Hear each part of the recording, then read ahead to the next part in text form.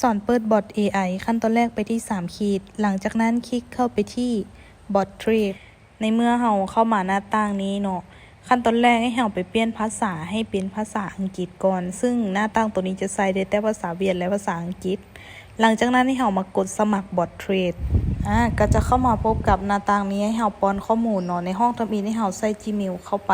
Gmail นี้ใส่มั่วๆโลดเนาะบ่ต้องใส่ Gmail แท้ใส่Gmail แบบใดก็ได้ใส่มั่วไปโลดใส่ภาษาอังกฤษแล้วก็ตัวเลขเนาะสำหรับห้องที่2แม่นให้เราสร้างรหัสผ่าน8โตวขึ้นไป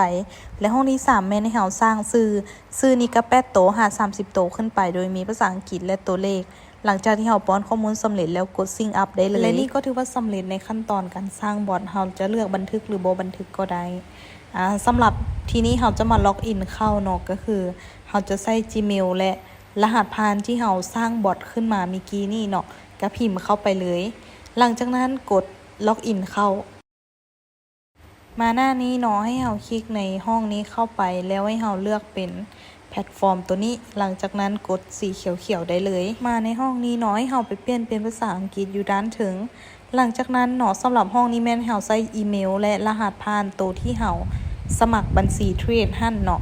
อันนี้ก็คืออีเมลตัวที่เราสมัครบัญชีเทรดแล้วก็รหัสผ่านเข้าบัญชีเทรดหั่นเนาะหลังจากนั้นกดล็อกอินได้เลยโอเคเนาะตัวนี้ก็ถือว่าสำเร็จในขั้นตอนการสร้างบอท AI วันนี้เราจะมาอธิบายขั้นตอนการเฮ็ดบอท AI เนาะตอนทำอิฐให้เรามาเปลี่ยนภาษาอยู่บนนี้เป็นภาษาอังกฤษขั้นตอนนี้ก็คือเรามาเปลี่ยนบัญชีเดโมเป็นบัญชีจริงแล้วให้เรากดสลับเป็นรีบ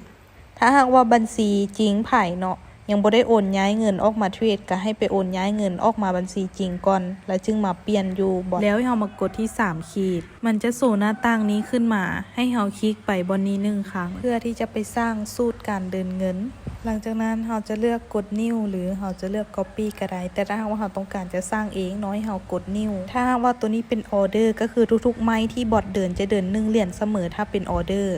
หรือเราจะมาเลือกเป็นมาติงโก้ก็ได้ซึ่งสำหรับสูตรการเดินเงินตัวนี้เนาะก็จะเดินแบบคูณเงินคูณขึ้นไปทบเทื่อละ2เท่าหรือถ้าหากว่าเราต้องการให้มันคูณทบซ้ำใดเนาะเราก็พิมพ์เอาก็ได้ส่วนสำหรับห้องนี้ก็คือให้เรามาตั้งชื่อบอทของเราเนาะเราจะตั้งชื่อแบบใดก็ได้อันนี้ก็จะตั้งเป็นวินวินแล้วก็จะมาเลือกไซส์เป็นมาติงเกิลตัวนี้ก็คือให้เราตั้งค่าเนาะว่าถ้าเสียแล้วจึงคูณเงินหรือเวลามันวินจึงคูณเงินส่วนตัวก็คือจะตั้งเป็นเวลามันเสียแล้วจึงคูณเงินขึ้นไปเนาะก็คือไป1เหรียญเสียไม้ต่อไปก็ไป2เหรียญจะเป็นประมาณนี้เนาะสำหรับการตั้งค่าตัวนี้หลังจากที่ตั้งค่าสำเร็จก็กดเซฟเลยโอเคหลังจากสำเร็จห้องนี้แล้วให้เรามาคลิกบนนี้ต่อเลยและกดหมายบวกเพื่อที่จะเพิ่มบอทหรือเปิดนำไซส์บอทโอเคกดหมายบวกไปปุ๊บสำหรับห้องทำอิฐจะเป็นทุนเนาะทุนที่เรามีหรือว่าต้นทุนห้องที่2กับคือจะเป็นเวลาในการออกออเดอร์ให้เราตั้งเป็น25เลยส่วนทุนแม่นตั้งตามที่เรามีหั่นแหละเนาะแล้วก็มากดทีเลแกรมสำหรับห้องนี้เป็นบัญชีก็ให้เราเลือกเป็นรีบเนาะแล้วก็ใส่ชื่อตัวนี้จะเป็นชื่อตัวเราตั้งบัญชีเทรดหั่นเนาะแล้วบนนี้ก็คือให้เราเลือกวิธีการเดินเงินเนาะหลังจากสำหรับห้องนี้ก็คือให้เราเลือกตัวที่ค่อยแนะนำเนาะจะเป็น1.1หรือ1.3ก็ได้จากนั้นให้เรามาตั้งค่า profit เนาะก็คือตั้งค่ากำไรหรือว่าเป้ากำไรแล้วก็เป้าเสียในทุกมื้อเนาะในแต่ละมื้อห้องทำอิฐก็สิเป็นเป้ากำไรเนาะห้องที่2ก็สิเป็นเป้าเสียหลังจากที่เราสำเร็จเป็นที่เรียบร้อยแล้วให้เรามาใส่ชื่อบอทเนาะตัวนี้ก็เอิ้นว่าชื่อบอทใส่แบบใดก็ได้เนาะและกด next โอเคก็จะมีหน้าต่างนี้โชว์ขึ้นมาเนาะรายละเอียดก็ให้เรากด confirm